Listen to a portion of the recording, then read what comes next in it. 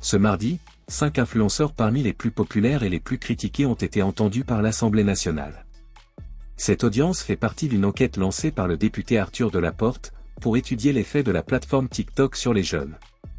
L'objectif principal, comprendre l'influence réelle de leur contenu sur les adolescents et examiner leurs responsabilités dans un monde numérique encore très peu régulé. Ont été appelés Alexis Tchan, Adé Laurent, Manon et Julien Tanti, ainsi que Nasda, tous bien connus sur les réseaux sociaux pour leurs vidéos populaires et leur grand pouvoir de recommandation. Bien que leur popularité en ligne soit indéniable, leur compréhension des responsabilités qui en découlent semble parfois limitée. Cette démarche montre le désir croissant des institutions de mieux encadrer l'activité des influenceurs, surtout auprès des jeunes, souvent sensibles à des messages peu filtrés ou à des mises en scène peu éducatives. Et pour plus de détails, on va écouter ces propos. En revenu. Et je vous rappelle également que l'article 6 de l'ordonnance du 17 novembre 1958 relative au fonctionnement des assemblées parlementaires impose aux personnes auditionnées par une commission d'enquête de prêter serment, de dire la vérité, toute la vérité et rien que la vérité. C'est pourquoi je vous invite à allumer votre micro devant vous, à lever la main droite et à dire « je le jure ». Je le jure. Merci.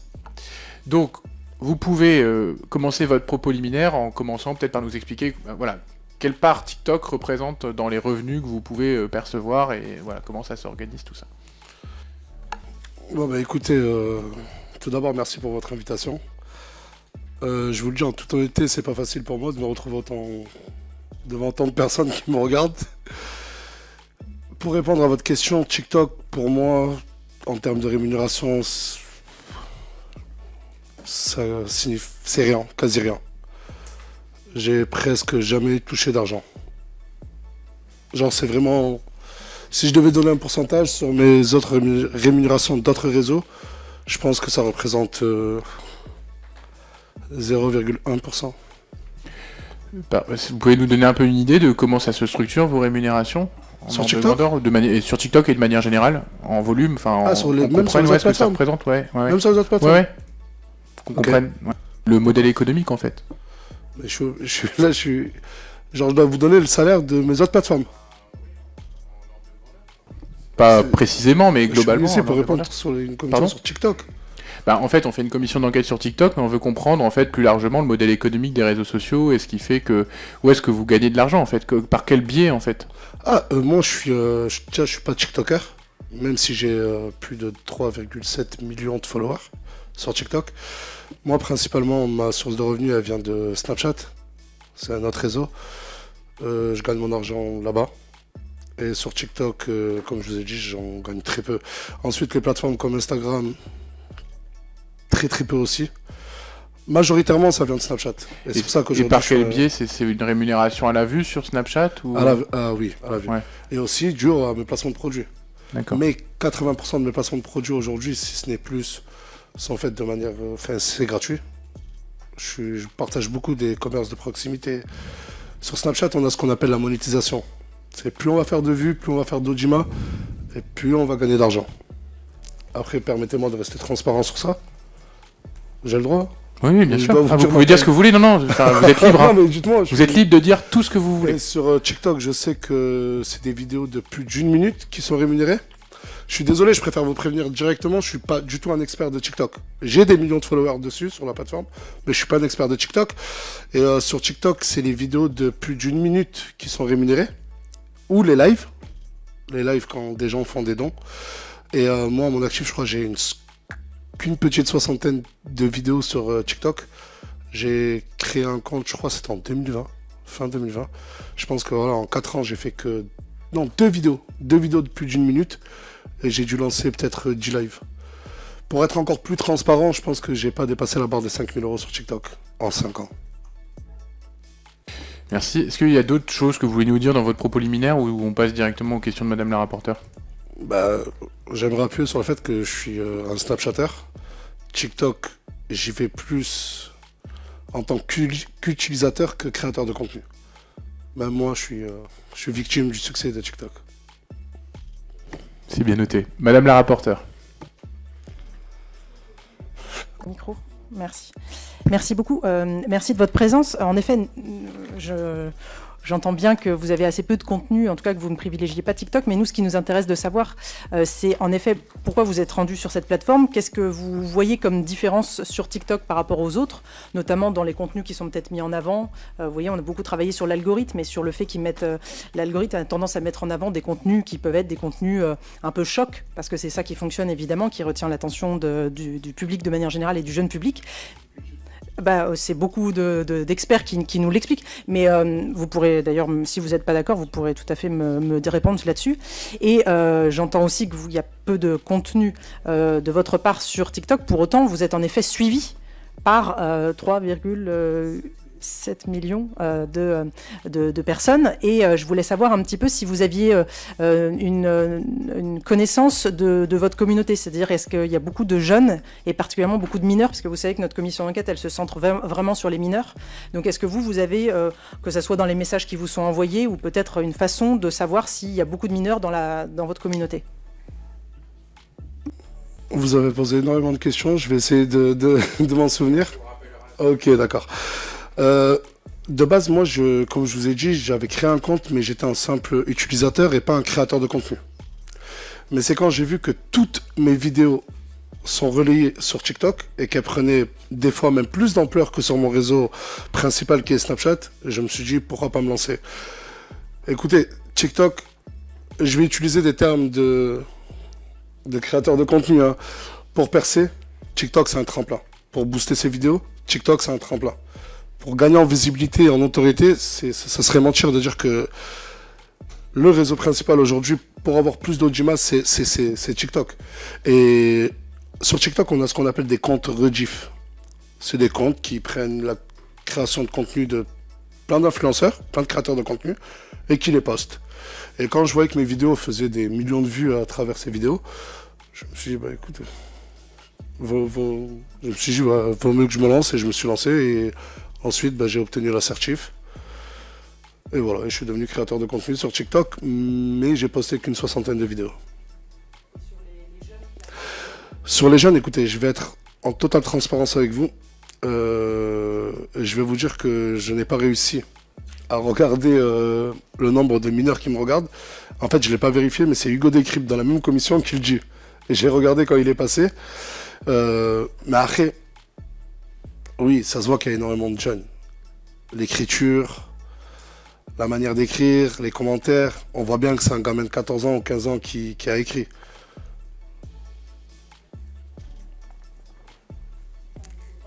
Chaque fois, désolé. Merci beaucoup. Ma question, ce sera donc, est-ce que vous considérez que sachant qu'en effet, il y a probablement beaucoup de mineurs qui vous suivent, et sachant qu'en effet, vous le savez, même des mineurs en dessous de 13 ans, même si 13 ans est normalement l'âge à partir duquel, non mais je sais bien que vous n'avez pas le détail, mais on peut supposer, si vous voulez, votre nom, il est beaucoup ressorti dans le questionnaire qu'on a envoyé, l'enquête publique qu'on a lancée, et qui a été, qui a eu beaucoup de succès, et parmi les personnes qui ont répondu, beaucoup de jeunes, et on voit bien que votre nom, il ressort beaucoup, donc sans doute que vous êtes en effet assez connu et donc assez regardé chez les jeunes, parfois chez les très jeunes. Et donc, est-ce que vous considérez que votre contenu, il peut être abordé par des mineurs et par des très jeunes en particulier? Moi, en fait, je le vois pas avec des stats. J'ai encore la chance de vivre en France, plus précisément à Perpignan, dans mon quartier à Saint-Jacques, quartier Saint-Jacques. C'est là-bas où je me suis fait connaître, c'est là-bas où j'ai commencé mes vidéos. Ça fait maintenant 6 ans que je suis sur les réseaux sociaux et que je suis créateur de contenu. Et je vois énormément de familles. Il y a autant de papas et mamans qui prennent des photos avec moi que de jeunes enfants. Je le reconnais.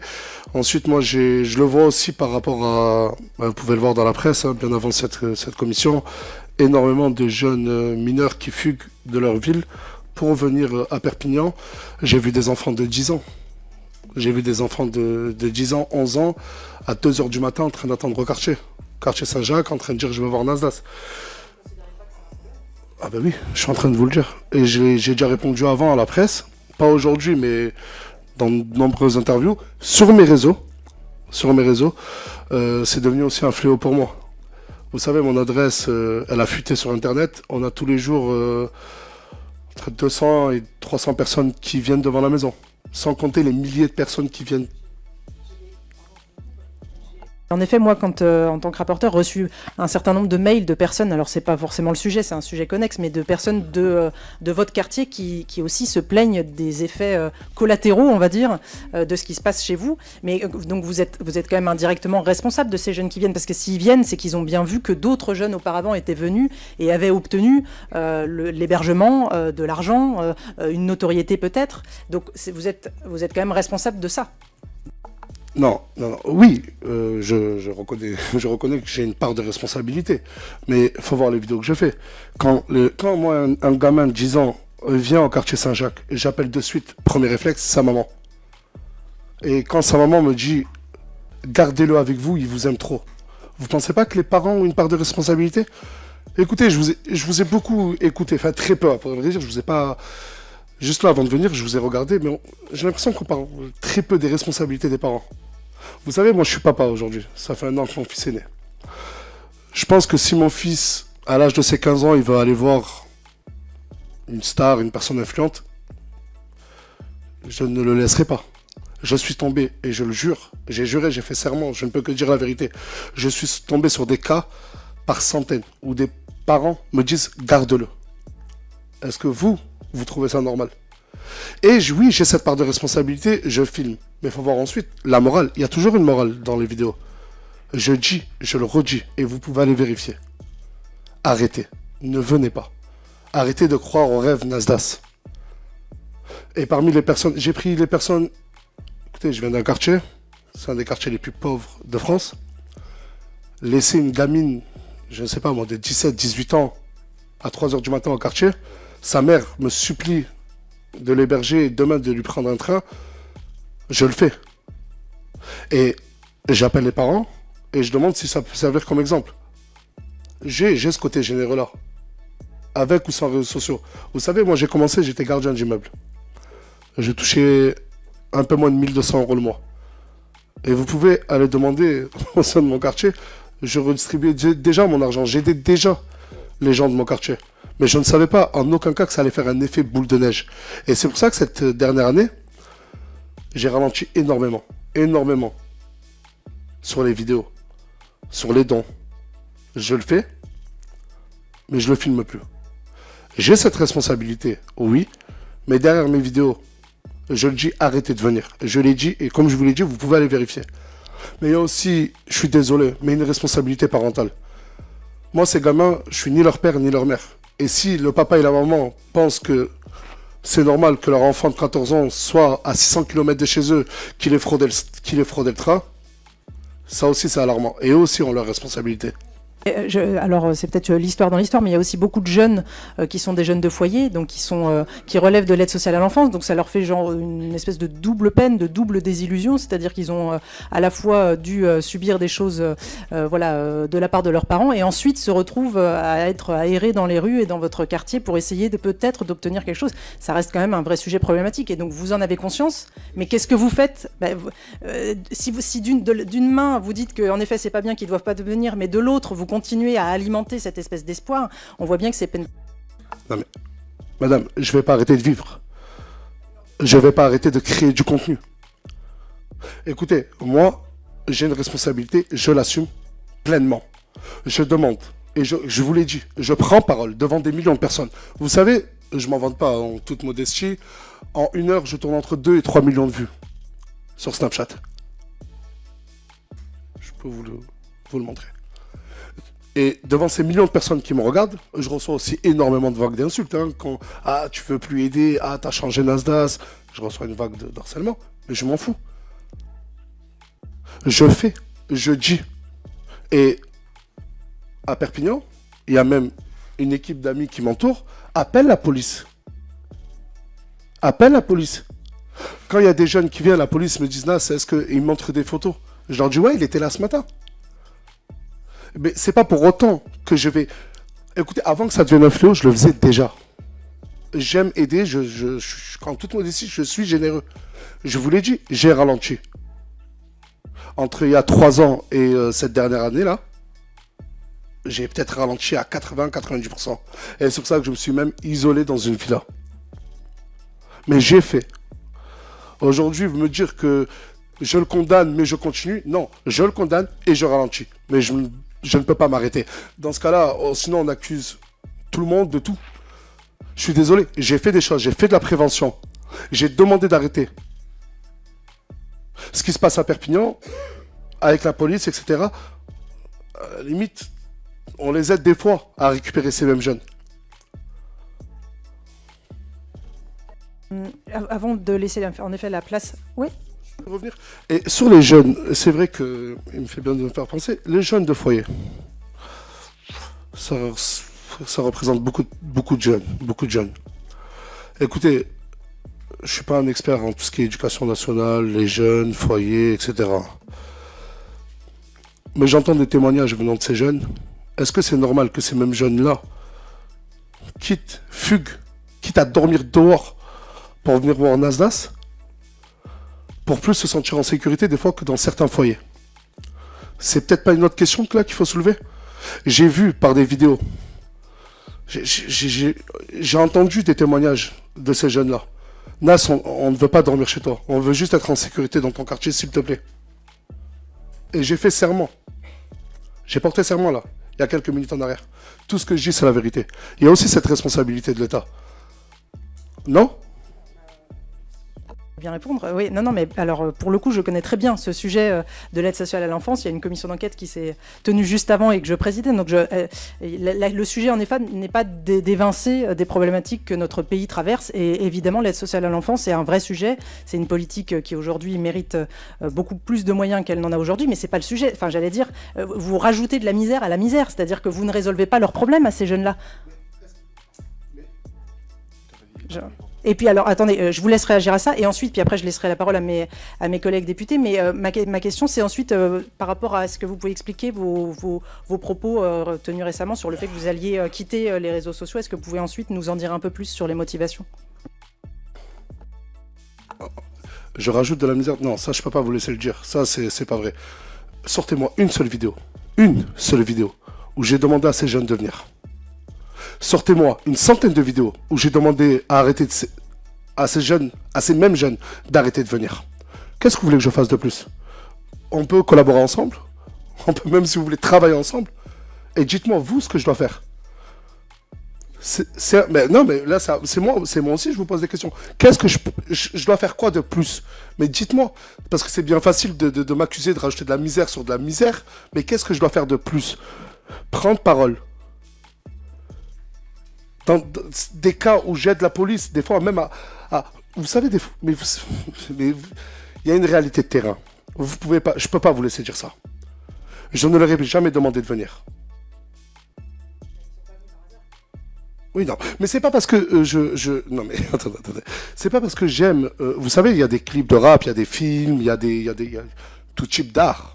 D'accord? C'est pas parce que je vois que... on va tomber dans la bêtise, je suis désolé. C'est pas parce que j'ai vu que Omar Sy, dans le film Intouchable, il aidait une personne, que je vais aller camper devant chez lui. Ah mais faut... Non mais dans ce cas-là... Non mais je vous ai prévenu, on va tomber dans la bêtise. Mais non mais qu'est-ce qu'en fait vous êtes en train de me demander à moi, créateur de contenu, d'arrêter mon quartier, car ça donne envie à d'autres jeunes, sous la responsabilité de l'État, de venir. C'est ce que vous êtes en train de me dire? Oui. Du coup, je n'exerce plus mon métier. Du coup, je ne crée plus de contenu. Du coup, vous me dictez ce que je dois créer comme contenu. Ah non, Nasdaq, tu ne dois pas aider ces jeunes-là parce que ça fait un appel d'air, tout le monde vient, ça crée un effet de boule de neige. Je fais de la prévention. Je demande à ces jeunes de ne pas venir. Mais comme je vous ai dit, je ne peux pas m'arrêter de vivre.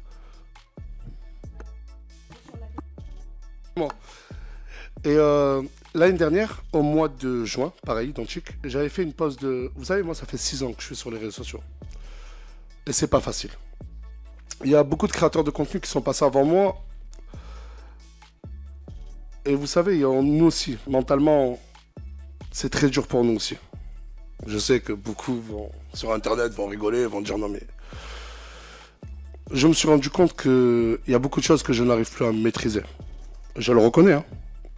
Et j'ai pris une décision, pas la semaine dernière. Cette décision auprès de mon équipe, elle est déjà prise, ça fait 3 mois.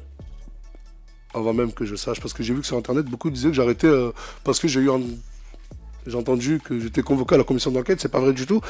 J'ai une vie de famille. Et aujourd'hui, tout créateur de contenu, et je vais vous demander de vraiment... Nous aussi, notre santé mentale, elle est impactée. TikTok, vous savez, ils ont un algorithme qui est juste incroyable, tout comme les autres plateformes. Vous savez, la santé mentale d'un créateur de contenu dépend aussi beaucoup de son taux d'audience, son nombre de vues. C'est cette course aux vues, cette course à l'audimat, cette course au buzz. Je pense que vous avez déjà tous entendu le terme buzz. La pression, oui. Qui nous pousse des fois, nous, créateurs de contenu, à poster des choses sans même en être conscient, vous voyez. Je me dédouane pas du contenu que j'ai pu poster ou ceux de mes collègues créateurs de contenu, mais on a cette certaine forme de pression. Et aujourd'hui, le métier de créateur de contenu, c'est un métier. C'est un métier. Qui m'a formé à moi à être connu, à avoir des millions de personnes qui me regardent tous les jours, savoir ce que je dois dire, ce que je dois faire. Je me dédouane pas, je suis responsable de toutes les erreurs que j'ai pu faire. Mais si à 7 ans en arrière, on m'aurait dit oui, Nasser, un jour tout le monde t'appellera Nasdaq, ton nom de scène, ta vie changera et tu seras, et des milliers de jeunes et de familles viendront te voir, certains viendront tatouer avec Nasdaq sur le bras, je l'aurais jamais cru. Personne ne m'a formé à ça.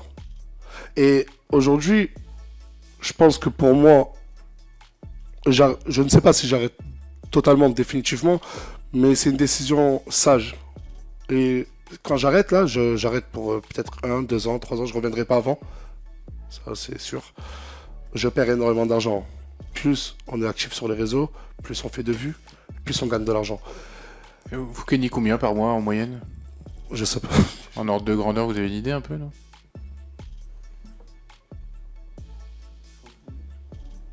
Après, c'est un chiffre d'affaires. Ouais. Ça vient pas dans ma poche. Mais en CA, en chiffre d'affaires, ouais, on est à des centaines de milliers d'euros. Des centaines? Ouais, Quelques centaines. Ouais, et vous? Moi, le salaire net d'un député, après impôt, c'est à peu près 5 000 euros. Ouais. Et puis j'ai vu à l'extérieur et j'étais étonné, vous avez des chauffeurs. Alors, c'est des chauffeurs partagés, il y en a une dizaine pour toute l'Assemblée qui font uniquement... Non, mais c'est pas un défaut, c'est pas une accusation. Je vous annonce, comme ça vous saurez, voilà... Je l'ai vu, j'ai posé la question et on m'a dit que c'était vraiment vos chauffeurs chauffeurs. pour l'Assemblée nationale, mais en fait, pour 577 députés, et ils font de la dépose, mais finalement, voilà, c'est pas nos chauffeurs individuels, désolé. Mais aujourd'hui... Par contre, on va passer la parole, sauf si vous vouliez dire une dernière chose avant qu'on... Mais non, passe aux sur ma collègues. pause, j'ai vraiment besoin de prendre du recul, chose que je n'ai pas encore réellement fait, et de savoir ce que je veux et ce que je veux représenter. Au début, Nasdaq, c'était un surnom, mais ça restait quand même moi. Aujourd'hui, Nasdaq, c'est devenu un personnage. Très vite, les créateurs de contenu, on ne sait même plus ce qu'on veut, ce qu'on représente. Et c'est vrai, on tombe dans une tourmente.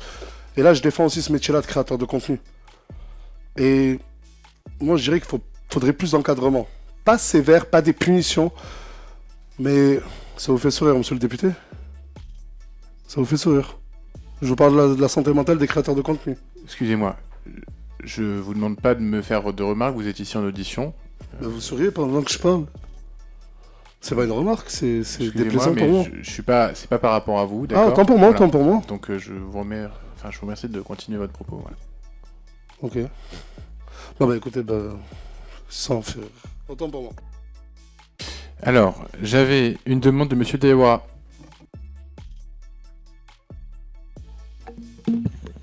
Oui, bonjour tout le monde, chers collègues, bonjour à l'équipe. Juste simplement pour revenir déjà dans un premier temps sur ce que vous évoquiez il y a quelques minutes, sur les responsabilités, notamment des parents. Moi, j'en disconviens pas. Bien évidemment, les parents sont aussi les premiers responsables dans l'éducation de leurs enfants. Ensuite, il y a la société et notamment l'éducation nationale, l'ASE, etc. Il n'y a pas de souci là-dessus.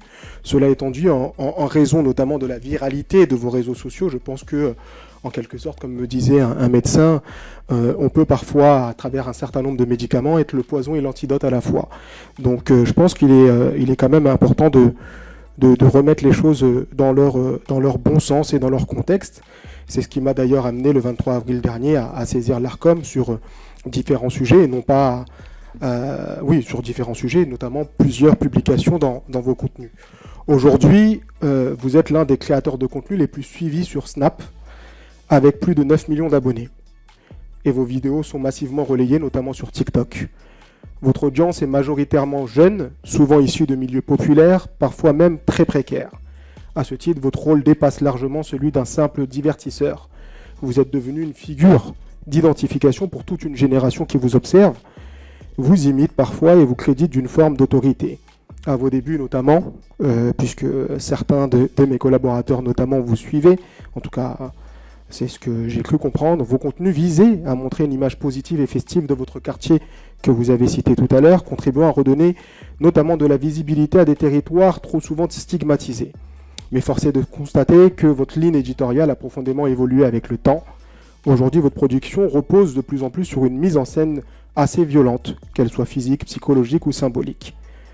On y voit des personnes souvent vulnérables, filmées dans des situations de mise en concurrence assez dégradantes, de mots-clés répétés, d'encouragement à des comportements parfois même discriminatoires et misogynes. Et j'en ai même été, puisque j'en avais vu un et j'ai été particulièrement heurté par celui-ci. Et certaines d'entre elles semblent psychologiquement fragiles, socialement dépendantes, voire financièrement sous emprise. Et là, j'aimerais revenir sur ce que vous disiez sur l'ASE également. Vous avez raison, l'État est le pire parent des jeunes et des enfants, notamment placés à l'ASE. Ça, c'est une réalité, personne n'en disconvient. Et Madame la Présidente l'évoquait tout à l'heure. Cela étant dit, comme je disais tout à l'heure, pour moi, vous êtes en quelque sorte aussi parfois dans cette position du poison et de l'antidote. Dans le contexte en question, puisqu'on me presse un peu, permettez-moi de vous poser quand même 2-3 questions. Avez-vous conscience, justement, et vous l'avez dit aussi, de l'influence que vous exercez sur cette jeunesse ? Avez-vous conscience que vos choix de mise en scène participent justement à façonner parfois durablement leur rapport aux autres, notamment à la violence à l'égard des femmes, de la réussite sociale, etc. Et au regard de cette influence, êtes-vous prêt à assumer la responsabilité qui découle de votre exposition publique, non pas seulement en termes de notoriété et de rentabilité, mais en termes d'exemplarité et d'impact social ? Je vous remercie.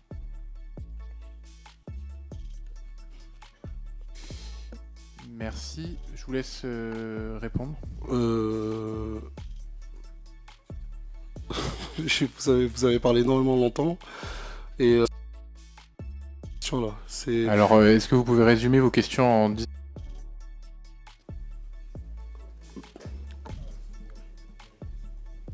Mes questions, c'était: avez-vous conscience de l'influence que vous exercez sur cette jeunesse ? Avez-vous conscience que vos choix de mise en scène participent à façonner parfois durablement les rapports aux autres, à la violence, aux femmes, à la réussite sociale ? Et enfin, au regard de cette influence, êtes-vous prêt à assumer la responsabilité qui découle de votre exposition publique, non pas seulement en termes de notoriété ou de rentabilité, mais en termes d'exemplarité et d'impact social ?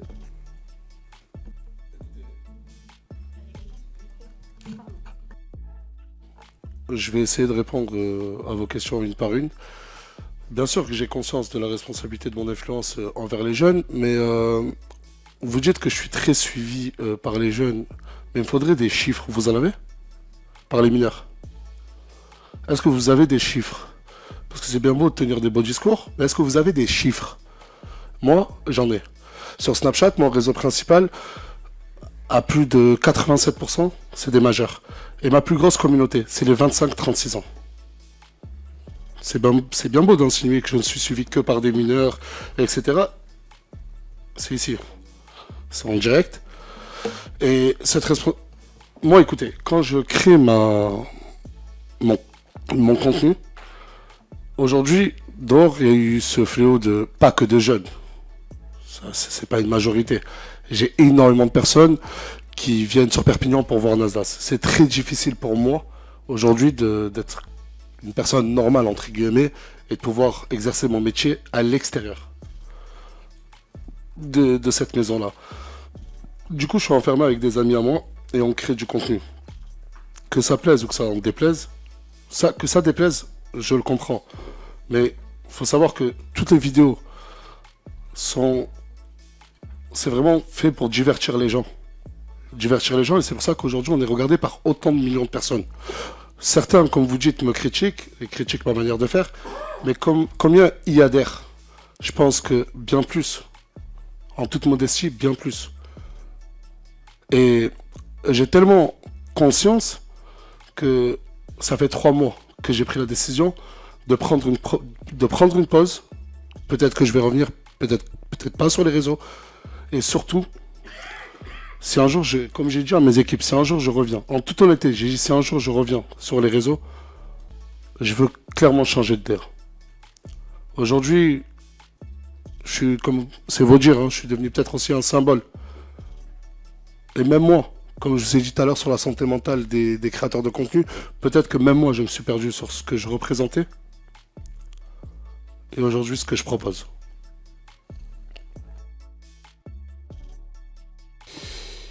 Alors, j'avais plusieurs demandes. Monsieur Sauter. Merci monsieur. Vous vous qualifiez vous-même de créateur de contenu et donc c'est bien vous-même qui avez fait ce choix de métier de devenir créateur de contenu. Vous avez évoqué le partage à votre insu, de manière délibérée, de vos créations de contenu que vous faites sur Snapchat, sur d'autres plateformes. Moi j'aurais souhaité savoir, est-ce que vous avez été en mesure de chiffrer ce nombre de partages de votre création de contenu à ce niveau-là? Vous évoquez également le fait que vous vous mettez, que vous devenez un personnage de scène au fil des années de votre exercice de créateur de contenu. Depuis 7 ans, si j'ai bien compris, vous créez du contenu sur les différentes plateformes. À quel moment vous êtes-vous rendu compte de l'impact que vous pouvez avoir auprès des jeunes? Je ne parle pas des mineurs parce que je parle auprès des jeunes dans leur globalité. Et avez-vous pris conscience avez-vous une prise de conscience suite à cet impact et avez-vous essayé de changer de contenu ou de changer de propos par rapport à l'impact que vous pouviez avoir chez les jeunes? Juste, désolé, votre première question, vous pouvez la répéter s'il vous plaît? Ma première question vient sur vos contenus qui sont partagés sur la plateforme TikTok. Vous avez indiqué que c'était des contenus que vous créez sur Snapchat, si je ne dis pas d'erreur là-dessus, et qui sont partagés à votre insu là-dessus. J'aurais souhaité avoir vos éclaircissements sur ces partages à votre insu sur Snapchat et TikTok. Sur TikTok, il y a des comptes qu'on appelle des comptes rediff. C'est des comptes qui rediffusent, comme je vous ai dit tout à l'heure, pas que mes vidéos à moi, mais toute vidéo virale en fait. Ou même un petit créateur de contenu qui fait peut-être que 5000 vues, il peut voir sa vidéo être prise, être screenée, faire une capture d'écran. Ils font en fait une capture d'écran de notre contenu et ils le repostent directement sur leur compte à eux. Tout simplement.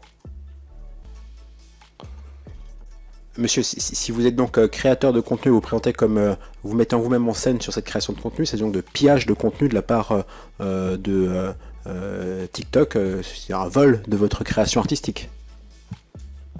Je sais pas si je qualifierais ça comme un vol, mais aujourd'hui c'est devenu normal. Aujourd'hui sur TikTok c'est devenu normal qu'il y ait des comptes rediff. Il y en a par milliers, hein, pas par centaines, par des milliers de comptes qui n'ont ni nom, ni prénom, ni tête. Ils n'ont pas d'identité. Ils s'appellent juste compte rediff ou rediff exclu et qui vont tout reprendre. Ils vont reprendre les vidéos de Nasdaq, ils vont reprendre, je sais pas moi, les vidéos d'autres créateurs de contenu. Et si vous qualifiez ça de vol, après ils m'ont pas demandé la permission. Ça c'est vrai.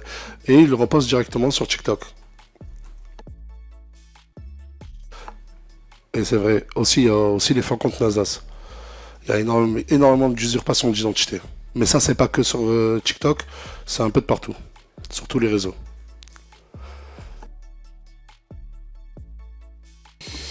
Merci. J'avais Madame Jeuneté à distance. Oui, merci beaucoup, Monsieur le Président. Monsieur, j'ai bien écouté ce que vous avez dit. J'ai entendu dans vos propos d'abord une grande compréhension de mécanismes de fonctionnement des algorithmes des différentes plateformes. Vous avez exprimé une sensibilité à l'impact que ça pouvait avoir sur les jeunes. Vous avez même émis une forme de critique très policée, mais une critique quand même vis-à-vis des parents dans l'utilisation que ces jeunes font de ces contenus. Donc j'ai bien senti, il me semble-t-il, que vous aviez quand même quelques réserves, que vous comprenez l'impact de ces contenus et vous avez exprimé, moi il me semble-t-il, quelques réserves justement sur l'impact de ces contenus. Alors ma question est très simple, puisque vous êtes créateur de contenu et que vous maîtrisez très très bien ces contenus, ces plateformes, quelles sont les recommandations que vous, créateurs de contenu, feriez pour limiter les effets négatifs d'une plateforme comme TikTok sur des mineurs? C'est le thème exactement de notre commission d'enquête. Donc, quelles sont les recommandations que vous, créateurs de contenu, souhaiteriez faire? Je ne parle pas des parents, vous les avez évoqués. Au-delà des parents, là, on n'est pas sur les parents, sur le reste. Merci. Écoutez, merci pour votre question, mais c'est très compliqué d'y répondre. Aujourd'hui, malheureusement, il y a un impact. Oui, il y a un impact sur la santé mentale des jeunes, et pas que des jeunes aussi, des personnes plus âgées, que ce soit sur TikTok ou ailleurs. Mais malheureusement, je n'ai pas cette baguette magique et je n'ai pas cette solution miracle. La vraie question qu'on doit se poser, c'est pas un peu trop tard. C'est une vraie question qu'on doit se poser. TikTok, ça fait, je crois, plusieurs années là, TikTok, c'est l'application la plus utilisée dans le monde. Et ça fait plusieurs années qu'elle l'est. C'est bien de réagir. Mais, écoutez, il y a des solutions. Limiter le nombre d'heures, mais comment faire? Je ne fais pas votre métier. Et malheureusement, vous avez l'honneur d'être député ou d'autres, représentant de l'État. Mais c'est un problème bien... Je peux finir? TikTok, en gros, ça a pris une ampleur tellement grande. Je vous le dis, bon courage à vous. Si vous devez prendre des mesures, ça va pas être facile. Après, nous, créateurs de contenu, on a aussi notre part de responsabilité parce que nous, je vous le dis en toute honnêteté, notre objectif quand on fait une vidéo, c'est qu'elle soit regardée. Voilà. Moi, après, j'ai pris plusieurs mesures, mais sur Twitch, moi, je fais pas de live sur TikTok. J'en ai fait très, très rarement. Mais je me suis lancé sur les lives Twitch et je n'ai jamais lancé de live ou très rarement de live avant minuit pour faire en sorte qu'un maximum de mineurs puissent me regarder. Et ça, c'est vérifiable. Et voilà. Major. C'est bon, vous avez répondu. Ok. Monsieur Vermorel. Merci, Monsieur le Président. Monsieur Sarri, vous avez le devoir de signaler tout conflit d'intérêts à cette commission. Et donc moi, j'ai une question simple à vous poser. Est-ce qu'il y a des députés ici que vous connaissez? Et si oui, quels sont les liens qui vous unissent avec eux? Est-ce qu'il y a ici, dans cette salle, des députés que vous connaissez? Est-ce qu'il y en a certains avec lesquels? Et comment vous les connaissez? Et après, la deuxième question, j'aurais une deuxième question à vous poser sur le fond. Des députés que je connais, je vous ai vu à la télé. Mais est-ce que ça veut dire que je le connais? Je connais Monsieur Delogu. Je l'ai vu à la télé aussi. Et après, attendez, laissez-moi regarder tous les visages. Non. Enfin, non. Non. Et pourquoi? On a été plusieurs, en tout cas moi je l'ai vu, à voir Monsieur Delogu vous orienter votre réponse sur les revenus tout au début, qui étaient les vôtres dans le cadre des réseaux sociaux. D'accord, mais donc c'était surprenant parce que nous-mêmes portons rarement, avons rarement une attention directe à l'égard d'un auditionné. Donc c'est pour cette raison, je pense. Bon, je suis désolé, je suis président de cette commission, on va reprendre le contrôle. Monsieur Vermorel, vous avez une deuxième question. J'ai une deuxième question à vous poser. On dit de vous que vous êtes le Robin des Bois digital, et que donc vous avez redistribué beaucoup d'argent. Est-ce que vous avez déjà distribué de l'argent à des mineurs? Est-ce que vous avez déjà distribué de l'argent à des partis politiques? Non, mais c'est quoi, c'est que... Alors, sur le... Monsieur, c'est que monsieur Vermorel, vous pourriez préciser pourquoi la commission, là, parce que là, je vais demander de préciser pourquoi vous demandez sur les partis politiques et quel est le rapport avec la commission d'enquête. Non, mais donne-moi le papier, s'il te plaît. Que vous pouvez être plus précis. Pardon. En fait, sur la question des mineurs, je pense que c'est dans le cadre de notre commission d'enquête. Sûr, oui. Et comme par ailleurs, on vous prête des ambitions politiques, je voulais savoir si TikTok avait permis de rémunérer des partis politiques. Voilà. Donc du coup, je pense qu'il y a peut-être une information qui m'a échappé. Permettez-moi, mais je pensais qu'en arrivant ici, on est quand même à l'Assemblée nationale, c'est une première pour moi et c'est un honneur pour moi. Mais je pensais vraiment pas tomber sur des questions aussi floues que les vôtres. Enfin, non, mais on a l'Assemblée nationale, c'est des questions précises. Qu'est-ce que un groupe politique? Écoutez, je n'ai jamais même fait de politique dans mes réseaux sociaux, d'accord? Je n'ai jamais versé d'argent à des groupes politiques. Monsieur le député, j'ai regardé un interview de votre part. Vous avez dit que ça allait pas être une punition pour nous. Mais c'est bien pire. On part sur des questions tellement hors sujet. Mais non, mais qu'est-ce que vous allez dire? Votre prochaine question. Laissez-moi terminer, s'il vous plaît. Laissez-moi terminer. Mais est-ce que, excusez-moi, j'ironise, hein. Mais c'est quoi la prochaine? Est-ce que j'ai financé l'armée du Tchad? C'est quoi? Non. On va revenir à la question et répondez à la. Donc. Bon, sur la deuxième question, vous n'avez pas d'intention politique, on l'a compris. Sur la première question, c'était de savoir si vous aviez donné de l'argent à des mineurs. Pour revenir sur... Désolé, mais parce que je suis un peu choqué de la question. Je vous le dis clairement, je ne connais pas votre nom, désolé. Je peux terminer? Monsieur va répondre sur les mineurs, et après vous pourrez éventuellement rebondir, mais très rapidement, parce que je veux pas que ça tourne sur...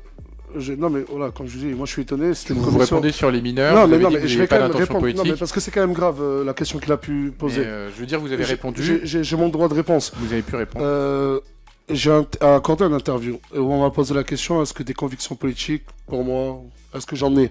J'ai dit que je ferais tout pour aider mon quartier, même si devenir éboueur, ça aiderait mon quartier. Si demain devenir, je ne sais quel rôle politique, je le ferai, quitte à être éboueur. Et je ne vois pas, et je le répète, vous êtes le président de cette commission, mais qu'est-ce que des questions comme ça viennent faire ici et quel est le rapport avec TikTok? Et pour répondre sur les mineurs, oui. Ça m'est déjà arrivé, monsieur, de prendre une vingtaine de jeunes de mon quartier, les faire nettoyer les rues, repeindre les murs remplis de tags et leur donner ce sens du travail, le goût de l'effort et de les rémunérer. 5 €, 10 €, 20 €, grand max 50 €. C'est vraiment des actions sociales que j'ai menées au sein de mon quartier. Parce que oui, la population là-bas se sent totalement délaissée. Totalement délaissée. On est des milliers d'habitants à Saint-Jacques. Et oui, par des actions sociales comme celles que je vous ai décrites, j'ai pu aider des jeunes. Tu nettoies le quartier, je te donne un billet de 50 € ou de 20 €. Oui, petit, tu n'as pas besoin de vendre de drogue. Oui, petit, tu n'es pas né... Et c'est pas parce que tu as grandi dans un quartier que tu dois vendre de la drogue. Non. Il existe d'autres moyens. Vous savez, moi, les jeunes, les mineurs, les jeunes, excusez-moi du terme, mais vraiment, excusez-moi, qu'il y en a un devant moi, dans mon quartier, qui oserait insulter la France. Il y a les réseaux sociaux, il y a les vidéos. Mais ça ne s'arrête pas à ça. Il y a aussi le terrain. Et j'y suis. On va redonner la parole pour un rebond, monsieur Vermeulen, mais on ne met pas une pièce dans la machine, s'il vous plaît. Merci, monsieur le président. C'est pas pour remettre une pièce dans la machine. Je rappelle juste le cadre, monsieur le président. On est dans une commission d'enquête dont je suis membre. Il semble que les députés ont quand même le droit de poser des questions. Oui, non, mais il faut aussi passer la parole aux collègues et on arrive à la fin. Donc je vous demande je termine juste. Vous me laissez 30 secondes et je termine en 30 secondes. Je dis juste que je posais une question et que la personne qui était convoquée dans cette commission d'enquête était libre ou non de répondre à cette question, mais que j'étais dans mes droits de pouvoir le faire, et je vous demande, monsieur le président, de pouvoir garantir mes droits de parlementaire. Voilà, c'est ce que j'ai... Et si cette question ne posait aucun problème... Je ne crois pas y avoir fait obstacle, voilà, je vous remercie, monsieur le président. Non, mais poser des questions sur une assemblée, sur une commission TikTok, vous me posez des questions... mais totalement hors sujet, mais comprenez-le. Vous en êtes membre, vous avez vous aussi des responsabilités. Et il y a vos collègues qui attendent pour poser des questions utiles à TikTok et utiles à la santé mentale des jeunes. Je vais vous demander d'arrêter et on va passer à la personne suivante. J'avais Madame Balage qui avait demandé la parole il y a très longtemps. Merci Monsieur le Président, Madame la rapporteure. Mes chers collègues, Monsieur Sarri, tout d'abord, vous avez voulu minimiser l'incidence de deux choses. Tout d'abord, l'incidence du réseau TikTok sur vos revenus, mais vous avez oublié de mentionner le fait que TikTok vous sert à capter du public sur Snapchat, et par ailleurs, que votre compte TikTok est relié à votre compte Snapchat et également à vos lives Twitch. Ça, c'est la première chose que vous avez voulu minimiser. Ensuite, vous nous avez indiqué que vous publiez du contenu, parfois sans prendre conscience de ce que vous publiez, que vous n'êtes pas accompagné. Pourtant, vous avez la possibilité de vous faire accompagner par des avocats, comme vous le faites aujourd'hui, et c'est votre droit, et c'est peut-être même votre responsabilité en tant que personne qui produit du contenu. Alors, depuis plusieurs années, vous publiez du contenu sur les réseaux sociaux, captivant plusieurs millions d'abonnés, comme le ferait une série télé avec des personnages, des intrigues, des rebondissements. Cependant, contrairement à une série télé, vous jouez avec la frontière entre la réalité et la fiction, parfois en brouillant un peu les limites entre ce qui est vrai et ce qui ne l'est pas. Par exemple, vous avez souvent mis en scène des relations amoureuses réelles ou supposées dans votre villa, impliquant parfois des mineurs. Je pense notamment à Madame L, qui a été un personnage central pendant plusieurs semaines. Vous et votre communauté, vous l'avez accusée d'être tombée enceinte d'un homme de la villa alors qu'elle était, selon vous-même, largement mineure. Alors cela soulève une question cruciale. Est-ce que vos contenus reflètent uniquement la vérité? Si c'est le cas, entendons-nous bien, nous sommes là alors confrontés à des actes souvent pénalement répréhensibles, tels que des menaces au couteau, des actes de racisme, du harcèlement, de l'exploitation, du détournement de mineurs ou des violences conjugales que vous avez diffusées sur vos réseaux sociaux. Par ailleurs, il est essentiel de considérer les effets psychologiques sur les mineurs exposés à ce contenu, qui peuvent subir des influences néfastes, une normalisation de comportements inappropriés, une perturbation de leur compréhension des relations saines et de la réalité. Ma question est donc simple, elle est la suivante. Vos contenus sont-ils mis en scène, ce qui pourrait remettre en question vos choix éditoriaux, le manque de transparence de votre démarche et vous exposer à des critiques pour avoir largement outrepassé le règlement des réseaux sociaux? Et dans ce cas, il faudrait modérer ou classifier votre contenu pour l'empêcher d'atteindre un jeune public, ou bien montrez-vous la réalité de ce qui se passe dans votre villa, vous confrontant alors à des actes pénalement répréhensibles. Elle n'est pas floue, ma question. Est-ce que c'est vrai ou est-ce que c'est mis en scène? Merci pour votre question. Tout d'abord, vous avez dit que j'ai minimisé mon impact sur TikTok, sur mes revenus. Je peux le prouver. J'ai touché moins de 5 000 euros. Sur TikTok, je peux vous le prouver. En quoi j'ai minimisé? Et pour revenir sur Madame L, c'est ce que vous avez dit? Je connais pas, c'est qui? Vous pouvez couper. Là, qui a été accusée d'être... Non, pas Léa, là c'est moi. Leïla, qui a été accusée, ou en tout cas, c'est un personnage, c'est Leyna, Leyna. Mais je voulais pas citer son nom, parce que ma question, elle ne pose pas sur cet épisode, elle ne repose en réalité que sur une chose, est-ce que vos contenus sont réels ou est-ce qu'il s'agit de mise en scène? S'ils sont réels, il y a des actes pénalement répréhensibles qui sont à l'intérieur. Si c'est mis en scène, alors vous devez la transparence de votre démarche, non seulement à votre communauté, mais aussi aux plateformes de contenu.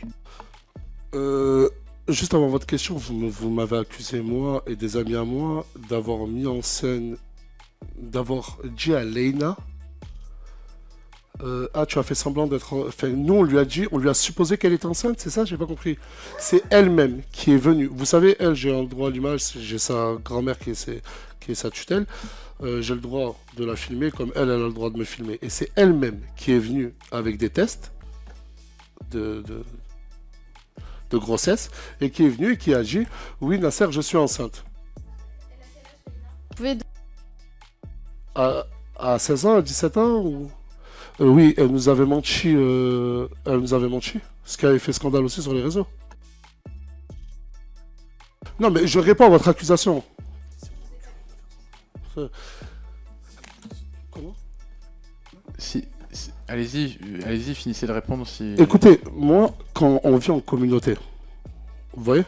On vit en communauté, on est peut-être des fois une dizaine, peut-être des fois une quinzaine. Et c'est un grand monde de... Des fois, mettre en scène, c'est tirer.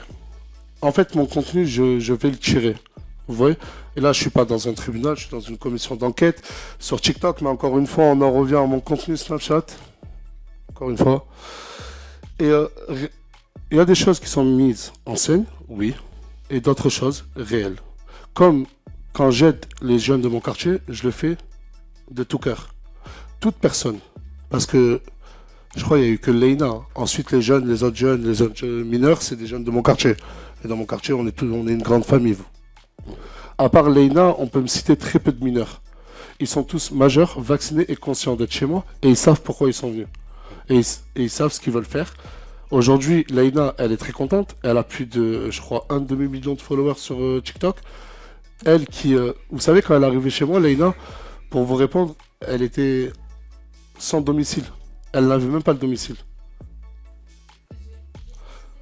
Ouais, mais je vous ai répondu. Il y a des... Vous m'avez demandé si c'était la réalité ou si c'était mise en scène. Je vais vous donner un autre exemple. Quand Djibril il jette son téléphone sur sa compagne, qui est un acte de violence conjugale, est-ce que c'est mis en scène ou est-ce que c'est la réalité? Sur Djibril, il se chahute vraiment. Ah oui, non, mais je vous parle pas de cette scène-là, je vous parle au quotidien. Au quotidien. Et je savais que dans cette commission, on allait me ressortir cette scène-là qui a beaucoup tourné sur Twitter. Apparemment, les députés passent beaucoup de temps sur Twitter à regarder les vidéos de certains internautes. Cette scène-là, oui, elle a été surjouée, je vous le dis clairement. Beaucoup sur Internet diront que j'ai dit ça pour défendre Djibril. D'autres diront, ouais, il essaye de cacher la vérité. Non, à l'heure actuelle, Djibril et Inès sont ensemble. Et il est hors de question que sous mon toit, sous ma responsabilité, il se passe quelque chose comme ça, et avec ma conscience, le filmer et le poster. Je sais quand même ce que je fais, je suis quand même responsable de mon contenu, et je vais pas m'envoyer à l'abattoir. Ok. Madame Balache, c'est bon, vous aviez eu votre réponse. Monsieur Vogetta, et après Monsieur Nuret. Merci, monsieur Sarri. Ouais, je suis ici. Non. Merci d'être ici et de répondre à nos questions. Effectivement, ce qu'on essaye, nous, de faire, c'est de comprendre les mécaniques.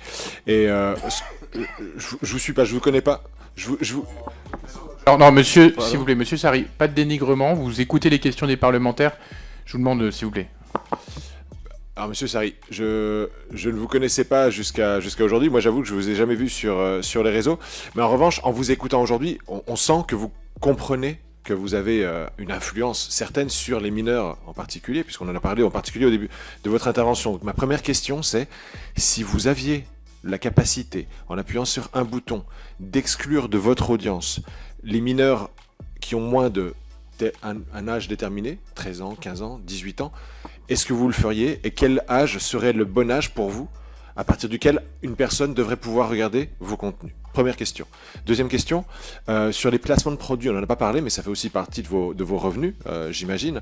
Et j'ai vu par contre passer notamment une association de victimes de l'influence qui dit que parfois dans le passé, vous avez pu avoir certains placements de produits qui étaient problématiques, avec notamment des maillots de foot Ligue des Champions 2025 qui n'auraient pas été arrivés. Est-ce que vous êtes conscient éventuellement de certains problèmes avec des placements de produits que vous avez pu faire dans le passé?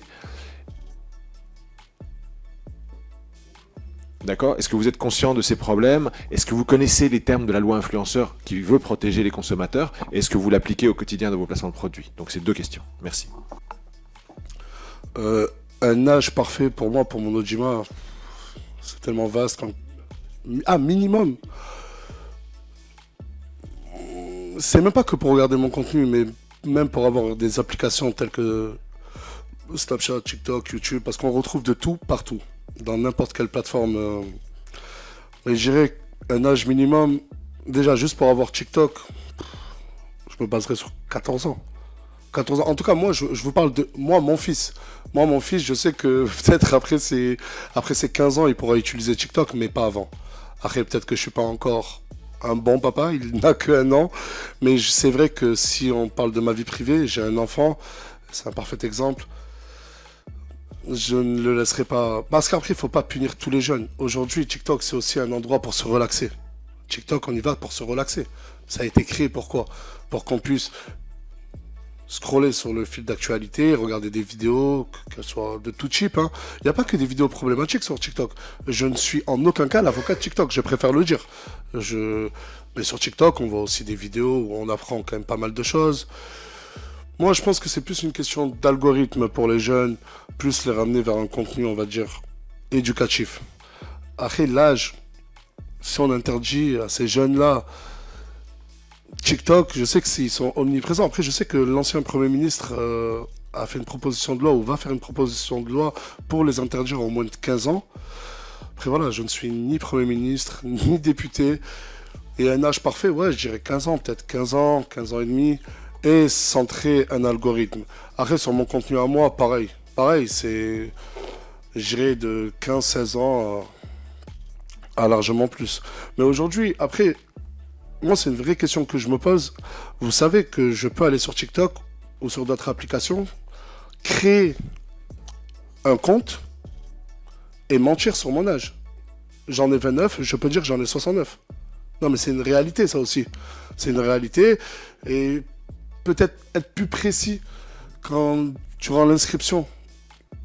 Je ne sais pas comment, j'ai pas la solution. Je vais pas vous dire qu'il faut donner des pièces d'identité à TikTok. Je ne sais pas comment faire, mais être plus prévoyant sur ça. Et la deuxième question, c'était moi, il faut savoir que, pour revenir encore une fois sur mes rémunérations, moi, elles proviennent des plateformes directement et non des placements de produits. Les placements de produits, ça doit représenter... excusez-moi, j'ai cru que vous voulez parler. Ça représente même pas, je sais pas, on me demande de sortir des chiffres, mais là, j'irai même pas 5 à 8%. Comme je vous ai dit, j'en fais énormément. Un placement de produit, c'est pas obligatoire, c'est pas obligé. On peut le faire gratuitement et j'en fais énormément gratuitement. Comme l'a dit votre confrère, on m'appelait le Robin des Bois modernes. Si demain vous venez me voir, vous me dites que vous avez une boulangerie, j'aime bien votre pain, j'y vais, je fais un placement de produit. Sur les maillots de foot, Dieu merci, on me sort cet exemple-là, c'est un problème qui a été réglé. Je fais des millions de vues. C'est une personne qui s'est lancée dans la vente de maillots, une société, etc. Et à vrai dire, il ne s'y attendait pas à un tel taux de commandes. Il y a énormément de livraisons reçues. Et et je sais que tout le monde a reçu un mail avec maintenant un suivi et tous les maillots vont être reçus. Et bien sûr, il y a des lois, nous les créateurs de contenu, on les applique. Le hashtag publicité à chacune, même qu'elle soit gratuite, hein. Si demain je partage, je sais pas moi, votre boulangerie, je vais quand même mettre le hashtag publicité pour bien montrer à ma communauté que je suis en train de faire un placement de produit. Ok, merci de préciser ça, parce que c'est vrai qu'avec Stéphane Vogetta, on est très attentif, puisqu'on est tous les deux les auteurs de la loi sur l'influence commerciale, en fait. Voilà, c'est nous qui avons fait la loi sur le... Voilà, donc je vous apprends ça, mais je vous apprends peut-être aussi, et je le précise quand même, que les jeux concours, les cartes bancaires, les placements financiers, tout ça est strictement interdit et régulé. Voilà, depuis au moins 2 ans. Voilà. D'accord. Donc il faut par ailleurs, dès qu'il y a tout ce qui est lié à l'argent, ça doit être agréé, enregistré par l'AMF. Donc voilà, il faut avoir conscience de ça. Il faut des mentions obligatoires sur les jeux concours, et on a pu voir sur certains de vos contenus, mais encore une fois je le dis, on n'est pas là pour faire la loi, je vous le dis juste pour la suite. La loi elle dit, si on fait un jeu concours, il faut des mentions légales, il faut un truc très précis, sinon c'est des jeux concours qui peuvent... voilà, bon, on l'a respecté sur les jeux concours. Après, ensuite, avec le prestataire, il les respecte et il met les mentions légales. Bon. Mais ça, après, je vous dis la vérité, c'est pas moi, mais mon équipe voilà, qui s'en... Mais merci, je préfère le préciser parce que il y a des gens qui suivent cette audition. Il faut aussi dire qu'il y a un cadre et que nul n'est censé ignorer la loi, et que n'importe qui peut être avec des placements de produits problématiques peut être derrière condamné à ça. Il y a des personnes qui l'ont été d'ailleurs. Mais vous savez, monsieur le député, j'aimerais parler de quelque chose qui me tient à cœur. Quand moi, j'avais 110 000 followers, et je parle à vous, hein, si c'est vous qui êtes derrière ces lois, cette loi, vous savez que, je vous le dis ouvertement, ça va peut-être, il y a des gens sur Internet, vous savez que j'ai déjà partagé du pari sportif, j'ai déjà partagé du trading, je le dis, je plaide coupable. Vous savez qu'il y a beaucoup de familles qui sont venues, qui m'ont dit, Nas, mais on t'a fait confiance, et on a tout perdu dans le trading, des plans financiers. Je vous le dis, dans cette commission d'enquête, personne m'en a posé la question, et je l'admets. Mais c'est là où j'aimerais revenir, c'est... J'avais 100 000 followers. C'était mes tout premiers mois en tant que créateur de contenu, j'avais démissionné. Je venais juste de démissionner en tant que gardien d'immeuble. Gardien d'immeuble, désolé. Et j'aimerais parler de ces pseudo-agences. Je sais pas si vous... Et il y en a tellement. Moi, j'arrête, je me retire. Mais j'aimerais aussi tellement, mais tellement, protéger aussi ces créateurs de contenu de ces agences qui viennent en costard, qui nous expliquent qu'ils connaissent très bien la loi, et qui viennent avec un beau discours, et qui, ces gens-là, m'ont fait à moi partager. Nul n'est censé ignorer la loi. Mais quand vous avez 22 ans et d'un coup des centaines de milliers de followers, et vous avez ces pseudo-experts qui viennent et qui se présentent à vous, vous savez, ces gens-là passent leur temps derrière un ordinateur ou derrière un téléphone à détecter tous les nouveaux talents. Oh là là, lui, il a 80 000 followers, je vais l'approcher, je vais lui faire des placements de produits. À la fin, ça retombe sur le créateur de contenu. Mais pourquoi on ne tape pas sur ces pseudo-agences? Moi, j'ai eu la chance, en deuxième partie de ma carrière, d'avoir une agence très clean, très propre. Mais je vous jure que j'aurais aimé qu'on protège de ces gens-là au début. Pour le coup, avec la loi influenceur, on a aussi responsabilisé les agences, et elles sont pénalement co-responsables des contenus qui peuvent être publiés, des contenus problématiques. Je vous en remercie. Et ça, c'est une co-responsabilité marque, agence, influenceur. Donc j'invite vraiment tous ceux qui s'intéressent à ce sujet et ceux qui font des placements de produits à bien prendre connaissance du cadre légal, parce que derrière, en fait, si vous fautez, ça peut être jusqu'à 300 000 € d'amende, 2 ans de prison ou un certain montant du chiffre d'affaires. Alors, j'avais encore une demande de parole de Monsieur Lioré. Merci Monsieur le Président. Monsieur Sarri, bonjour. Je suis René Lioré, député de la Côte d'Or. Et pour tout vous dire, un candide des réseaux sociaux, parce que Snapchat ou TikTok, je n'y vais pas. Je découvre aujourd'hui vos 3 700 000 followers sur TikTok et 9 millions sur Snapchat. Au-delà de... Le Parlement européen, une institution importante de l'Union européenne, a un rôle clé dans la démocratie du continent. Composé de députés élus directement par les citoyens des 27 États membres, il réalise des tâches législatives, budgétaires et de contrôle politique. Il participe à l'adoption des lois européennes, supervise d'autres institutions, comme la Commission européenne, et vote le budget de l'Union. À travers ses missions, il représente la voix des peuples européens dans le processus de décision. Cependant, malgré son importance, il est peu connu par une grande partie de la population, surtout parmi les jeunes. Cette ignorance a poussé les institutions européennes à chercher de nouvelles façons de communiquer, notamment via les réseaux sociaux. C'est dans ce cadre que les influenceurs interviennent, devenus récemment des acteurs clés de la communication publique et politique. Les influenceurs sont des personnes ayant une grande audience sur des plateformes numériques comme Instagram, TikTok, YouTube ou X, anciennement Twitter. Initialement, leur influence était limitée au domaine de la mode, du divertissement ou du style de vie, mais elle s'est progressivement étendue à des questions sociétales, d'éducation et, maintenant, de politique. Plusieurs raisons expliquent cette évolution. D'une part, les jeunes générations, souvent déconnectées des médias traditionnels comme la télévision ou les journaux, s'informent beaucoup via les réseaux sociaux. D'autre part, les influenceurs sont vus comme plus accessibles, plus authentiques et plus proches de leur communauté, ce qui leur donne plus de crédibilité auprès de leurs abonnés. Face à cette réalité, le Parlement européen a décidé de travailler avec des influenceurs pour augmenter la participation démocratique. Des campagnes de mobilisation ont été lancées, comme « Cette fois je vote », mise en place avant les élections européennes de 2019, où des créateurs de contenu ont été sollicités pour encourager les jeunes à voter. D'autres initiatives, axées sur des sujets comme le climat, la lutte contre les fausses informations ou la protection des données personnelles, ont aussi été menées avec leur aide. Ces collaborations ont élargi l'audience du Parlement, rendu des sujets complexes plus accessibles et ravivé l'intérêt pour la politique européenne.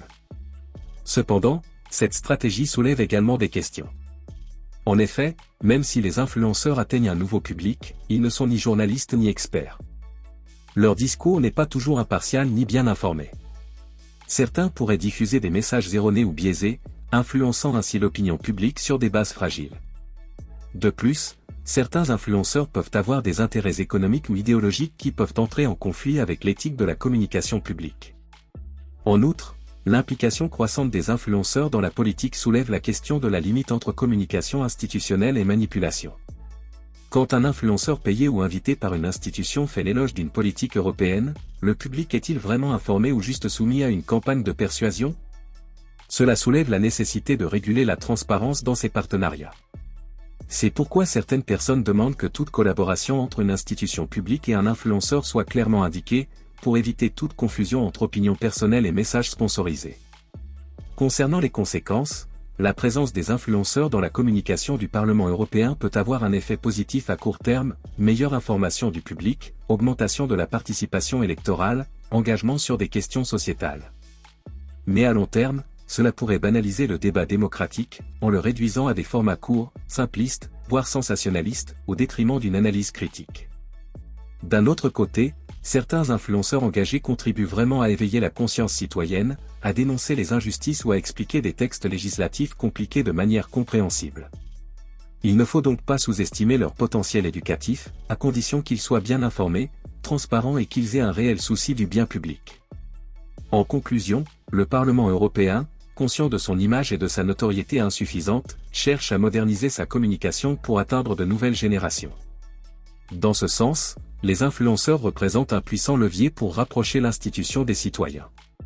Cependant, ce choix stratégique, bien qu'il puisse avoir des effets positifs, doit être encadré par des règles de transparence et d'éthique. À l'ère numérique, la démocratie ne peut ignorer les nouveaux moyens d'expression, mais elle doit veiller à ne pas perdre son exigence de sérieux, d'impartialité et de débat constructif.